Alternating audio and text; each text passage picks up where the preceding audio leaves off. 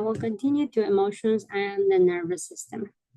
Now, before moving to that specific section, I want to talk about a little bit of the emotional healing, of course, and neuroplasticity.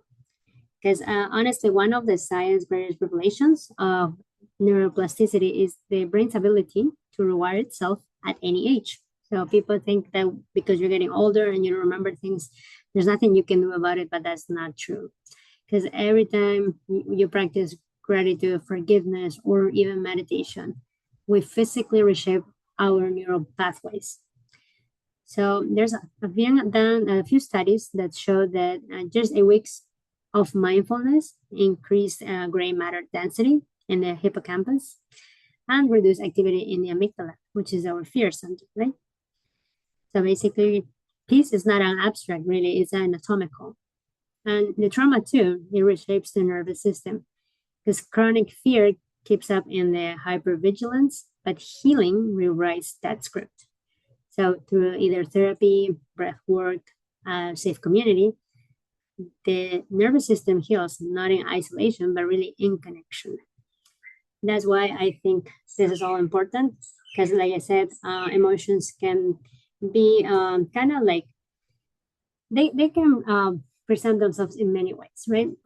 The fear can be affecting the vagus nerve, anger, the solar plexus. If you have great fear lungs, I've heard of shame kind of affecting your sacral area, which is kind of like where your reproductive organs are, or even overthinking your neck and shoulders.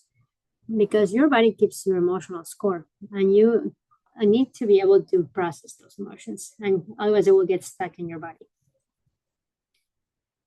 Now we have also the somatic nervous system practices. Like I said, it's a lot of breath work or grounding, going to for walks in nature, cold to warm hydrotherapy. Yoga is very, very useful for me. Trauma release exercises. EFT tapping is very popular too, and it doesn't require much learning, just knowing the main points, the tapping points. And I would say that I took some classes for that, and they're pretty good, to understand how where to touch, what to do. But at the same time, it's all about your ability to being able to breathe because everything is connected.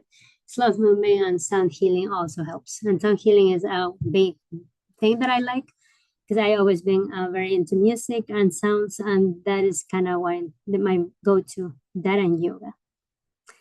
So this regulate your neural rhythms, and that's exactly what you need. Now, how to do a nervous system reset. So as a daily practice, you can either do a 3-minute nasal breathing, any breath work that you like, 5 minutes breath work. The warm herbal tea really helps. The morning sunlight, if you stretch your spine, you don't have to do a long yoga session, but you can just do a 20-minute one. It helps a lot in the morning, especially.